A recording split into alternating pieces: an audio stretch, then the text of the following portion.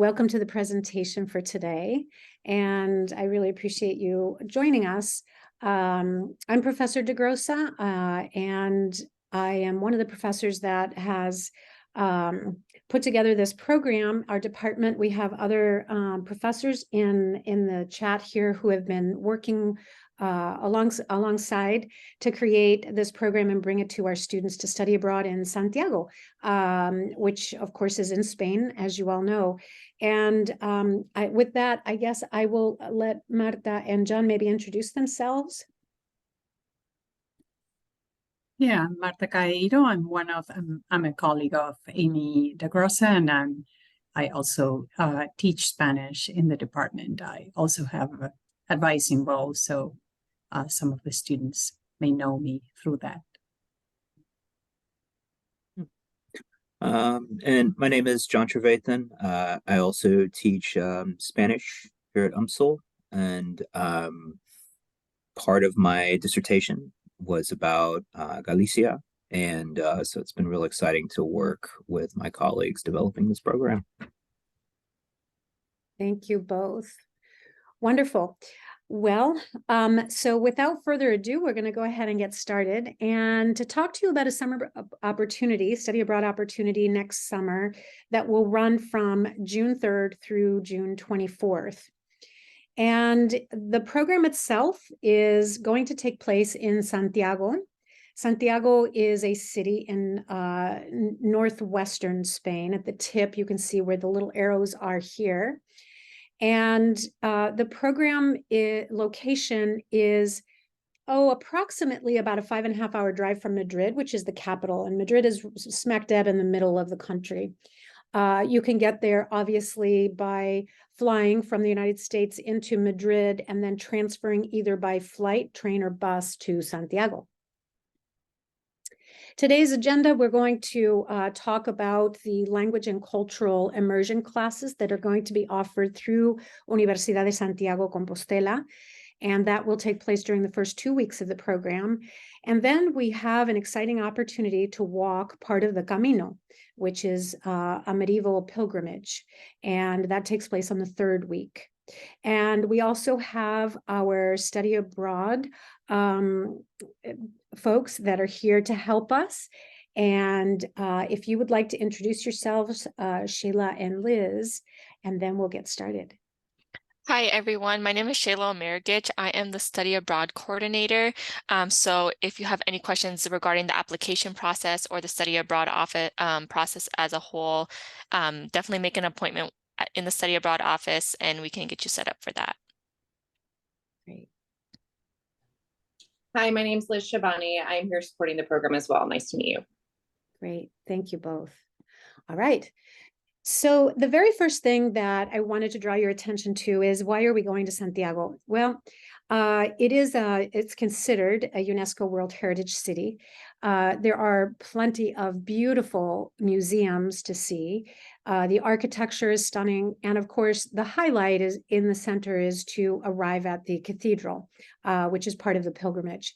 Santiago is known for having a beautiful cultural life and has wonderful climate. It's very close to the ocean. It's considered a sustainable city, and it's a very safe place to be and to visit. It's very easy to walk around the city day and night. Our program consists, as I mentioned, it's a 3-week program. The first 2 weeks will take place in Santiago.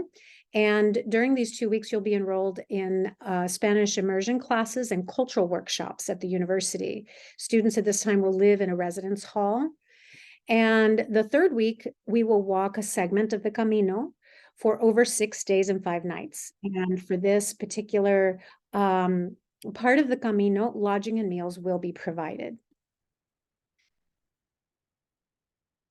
The University of Compostela is over 500 years old, and they have a very good reputation, and they have been actually offering courses to American students and teachers for a very long time. So we're very excited to partner with this university. They have a lot of experience working with American students. So we will study there for the first 2 weeks.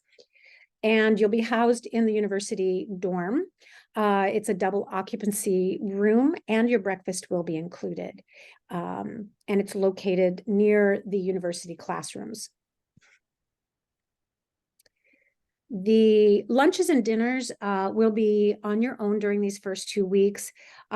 Meal times in Spain are slightly different from our meal times here in the United States. This will give you a little bit more flexibility to eat when you need to, and after your classes are complete. The approximate cost for lunch and dinner is typically between 6 to 10 euros a day for each meal. And this will also include a welcome meal and a farewell meal that we'll have as a group together. And Marta, I'm going to turn this over to you.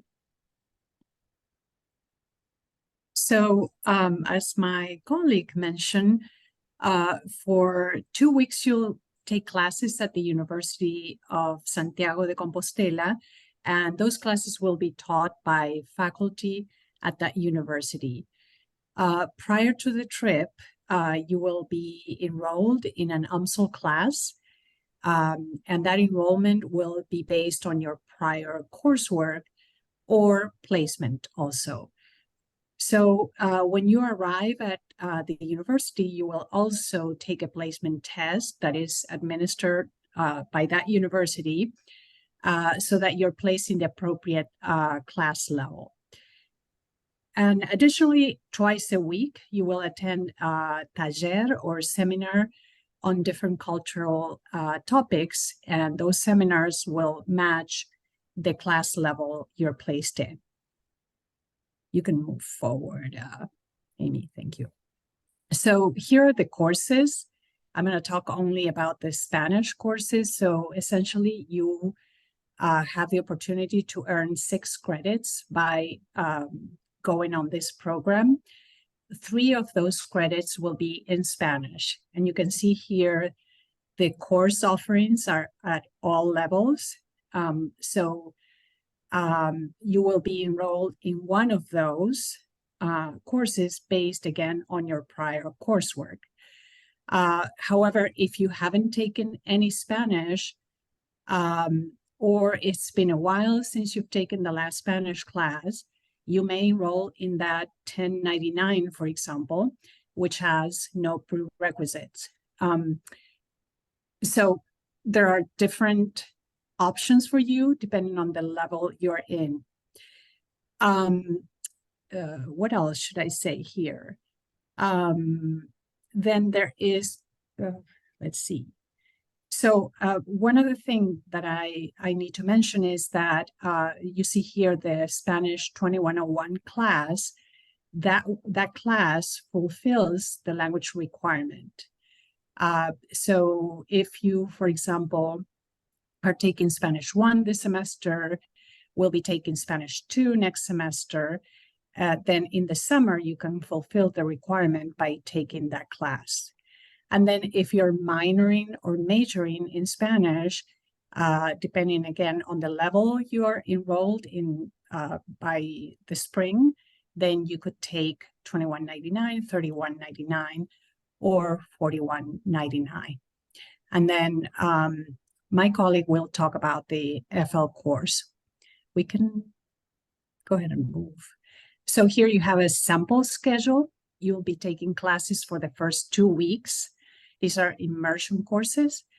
So basically, from Monday through Friday, you'll have this schedule from 9:15 till 2 p.m. And you can see there that from 1 to 2, you'll have seminarios or talleres. These are cultural seminars that are appropriate to the level you're placed in. And then there will be 2 days in the afternoon where you will have some cultural visits and tours and other workshops as well. And I think that's about it for my part. All right.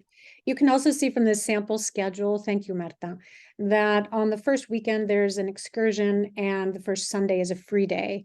So this constitutes the first 2 weeks, or finalizing in the first 2 weeks. The excursion will be to a place that we will know more about later on in the spring. And your transportation and lunch are included for that particular excursion. And it will most likely be someplace that we will be transported to by bus and spend the day there and return to Santiago. So that brings us to the Art of Walking course, the foreign language credit of this component, which constitutes the walking portion of the Camino. And you can see from this map that there are many different ways to get to Santiago. And there have been traditionally caminos from France and Portugal, some that come from southern Spain, northern Spain on the coast. There are many different ways to get there.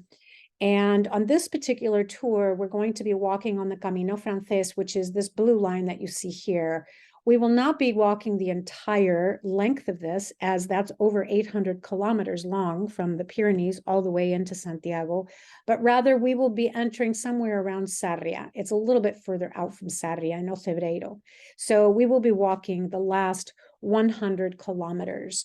And you can see here that amounts to being approximately 20 to 25 kilometers per day, which does not occur all at once. It's not like you walk all of those miles right away, but rather you take your time. So you have all day to arrive at your destination. There will be a transport and luggage support along the Camino. And this is a place, if you decide that you do not wish to carry all of your backpack with all of your clothing and supplies and everything that you need for your trip, you can actually send it ahead on the support bus and it will be at your destination when you arrive there. You could do a small day pack. That's one option. Also, the transport is there to assist us on days. Maybe somebody is just having a difficult day for whatever the reason may be. So there is that type of support available. All of the accommodations and meals are included: breakfast, a packed lunch, and dinner. And this course is designed by our faculty. So there will be assignments attached to this for you to get credit for participating in the course. And you'll see that as after you register, we'll give you a course syllabus so that you'll have a better idea of what the expectation is in terms of an assignment, that it's a project, a final project. The guide for this course is going to accompany us, is a guide that the university provides. And this will be an English-speaking guide to accommodate all levels of students, because this program is open to any level of student, meaning any level of Spanish spoken.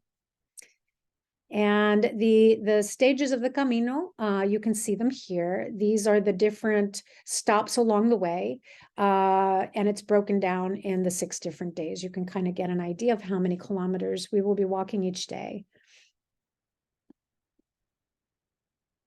The course itself is in English. There will be pre-departure assignments that'll be asynchronous in Canvas.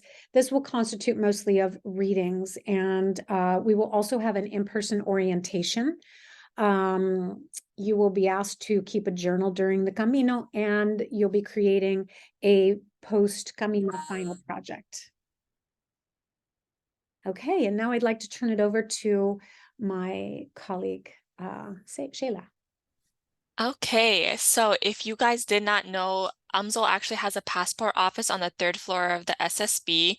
So if you do not have a passport yet, that is not a problem. You can apply for a passport here on campus. And because passport times have been a little bit delayed recently, we recommend getting that as soon as possible. So even though the study abroad is going on in the summer, sometimes passport renewals can even take up to 10 weeks. And that's not including the shipping time, which is usually like 2 to 3 days, depending on what postal service is used. I believe it's USPS. So if you do not have a passport, set up an appointment, and you can make that appointment through UMSL Global or through the passport office page on UMSL Global and get that set up. In terms of financial aid and scholarships, because this is a faculty-led programming, you will be charged for the credits that you sign up for. So since this a study abroad option is 6 credits, you will be it's going to be over the summer, but you'll be charged for those 6 credits. However, it is an UMSL program, so all of your financial aid and scholarships that are already tied to your student account will be made available to you. And then you have additional scholarships that you can apply for. So we have the UMSL Global Scholarships, which are up to $5,000 per semester. If you are a part of COBA, COBA has its own study abroad scholarships that are available to students. And similar with the Honors College, they also have study abroad specific scholarships, and this is all stackable on top of each other. So just because you get the UMSL Global Scholarship, it does not impact your eligibility, or you don't have to choose one or the other between the COBA or the Honor Scholarships. You can apply for all 3 through UMSL and see which ones you get, or if you get multiple of those. There is an external scholarship, which is the Gilman, and that is funded by the Department of State. So it is a government distributed scholarship, and it is the eligibility requirements for that one is that you have to be Pell Grant eligible based off of your last FAFSA or your most recent FAFSA. So if you have questions regarding your Pell Grant eligibility status, talk to Financial Services, but that is a requirement for the Gilman Scholarship. In terms of the UMSL scholarships, the eligibility requirements, at least for the UMSL Global one, is essentially a 2.75 GPA, and they have a short answer and a essay question, a longer essay question. The essay is not super long, it's less than a page, but those are how the scholarship applications work for the UMSL Global. The College of Business and Honors College may have their own scholarship process, so you're going to want to talk to them if you have questions about that. So what is not included in the UMSL Global program fee? So the study abroad for Santiago does have its separate program fee. And when you click on Explore Program on the study abroad website, you can click on the fee tab or the cost tab, and it will divide the fees from non-billable and billable fees. So the billable fees is everything that's going to be charged to your student account. So that is a program fee and the tuition cost. Anything that is not part of the billable fees, that's going to be separate and have to come from you directly. So stuff that is non-billable includes like passport. If you do not have a passport, you're going to have to get that on your own. Airfare, that's going to have to be a separate cost on you as well. And then the lunch and dinner for the first 2 weeks of the program are on your own. So I believe the Camino aspect, all of the meals are included in that, but the lunch and dinner for the first 2 weeks are on your own. And any like spending money that you need, you're going to have to provide that as well on your own. And then that includes hiking gear and like any like clothes that you bring as well. I will say for the different types of scholarships, since there's 3 offered by UMSL for study abroad specific scholarships, those scholarships will be distributed to your student account. So those are going to essentially go towards anything that is a billable cost. The Gilman one, since it's a government distributed scholarship, it's not going to be distributed to your student account. It will be distributed to you directly. So if you do end up getting the Gilman, you will be able to use it on these non-billable costs because you will be able to decide where you want to put that money. You can either put it towards your student account, but you would have to transfer it separately, or you can use it for like airfare, passport, etc. So that is something to keep in mind as well. Mhm. So for the application process, there is going to be a QR code in a couple slides, but that UMSL Global website, you'll be able to see all of the study abroad options, and then you're going to want to go to the Santiago page specifically. And then once those applications open up, so the applications are going to open up probably in December, and then you'll have until February 23rd to apply. So where it says request info here, that's going to change to apply now. And then it will open up the Teradata software, which is Triton Globetrotter, and then your application will be done through Triton Globetrotter, which is the software that the Study Abroad Office uses to keep track of applications. The eligibility requirements for the study abroad trip is at least a 2.5 GPA, and you have to be a student in good standing. And then you also can't have any financial holds. So if you have any questions on whether you're a student in good standing or you have financial holds, talk to the financial services team and see about that. The last eligibility requirements, or that's part of the application, is a letter of recommendation. So this letter of recommendation can come from either a faculty member at UMSL or a staff member. And it is not it's not a super long recommendation process. Your recommender essentially gets sent a link, and then they can fill out some information about you on whether they approve you for the trip or not. And then you just want to keep in mind that all applications must be submitted by the deadline. So because this is a summer program, that deadline is February 23rd. So you're going to want to make sure your short answers and your essay and all your application questions are submitted by that February 23rd date. And you're going to want to talk to your faculty and staff recommender before that date to make sure that they're aware that they're a recommender and see if they can get that recommendation in on time. I will say, as a side note, the scholarship application, which is separate than the program application, it requires a letter of recommendation as well, but we can transfer over your letter of recommendation from your program application to the scholarship application. So that doesn't need to be two separate letters of recommendation. You can just have one recommender, and then we can use it for both the scholarship and the program application. Okay. Okay, as I mentioned, some important dates. You'll have until February 23rd to apply. So right around Christmas or right before Christmas break, the application will open up to you. You can open up an application just to see what's required of you, and then save your progress as you go. And then you'll have until February 23rd to submit that information. The scholarship deadline is 1 week after the program deadline. So for scholarship applications, you're gonna have until March 1st to apply for scholarships. And this is only the UMSL Global Scholarships. So if you're applying to scholarships through COBA or the Honors College or the external scholarship through Gilman, you're gonna wanna check what their deadlines are because that is different than the scholarships that we offer at our office. And then we'll have a first planning meeting after you are accepted to the program, and then you'll also have a required orientation that you have to attend once you get accepted to the program before you go abroad. And some general information about study abroad. We're located in the SSB building on the 3rd floor. There is construction going on, but our office is still open. So the construction is currently not impacting our hours. If you have questions about the application or you want to set up an advising appointment with the study abroad office, you can email that studyabroad@umsl.edu and we can get that meeting set up. That global.umsl.edu website at the top there is for you to be able to explore those programs and then explore the Santiago program more specifically.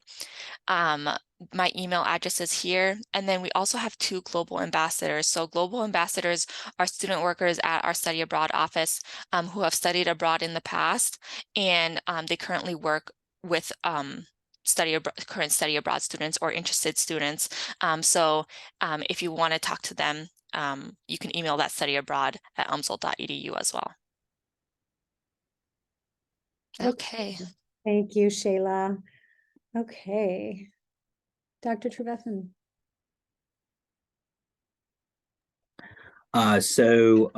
One event that we're going to host coming up this semester is a film screening, the 2013 film, Walking the Camino 6 Ways to Santiago. This is going to take place during an advanced course that I'm teaching called Eco-Critical Approaches to Spain and Latin America. Sophia is very familiar with what we're doing there, and we're starting to talk about walking as an alternative practice, a movement sort of opposed to standard ways of travel and thinking about that. So that sort of is something that my students and I are looking at now, leading up to the film. So we're going to watch the film together, and the idea is that we will hold a conversation about what we saw in the film. just trying to get a better understanding of what exactly the Camino is, and what this region is all about, because it's very unique, very, very different. And so film is a great way to see some of that moving up towards this program. Yeah. Thank you. Yes, and we also have planned for next spring a couple of other events. One of them is a spring panel discussion, and we will have some guest speakers who have already walked the Camino that will come and host a panel with us. We will, as we've mentioned, Shayla also mentioned that there's a study abroad orientation, and the spring dates will be announced after you apply. Next steps would be you can check Teradata, the application process you can find online. Remember that you have until February 23rd to apply, and any questions that you have about financial aid or advising, please be sure to let us know. And we are very excited about this program. Are there any questions? Sophia, Mason?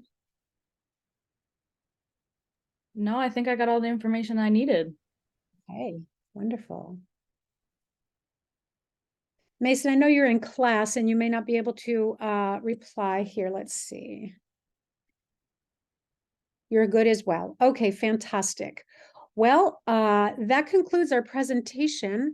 I do have in this presentation, which will be recorded and posted, there are a couple of YouTube videos in order to get you started to introduce yourself a little bit to Galicia and the Camino.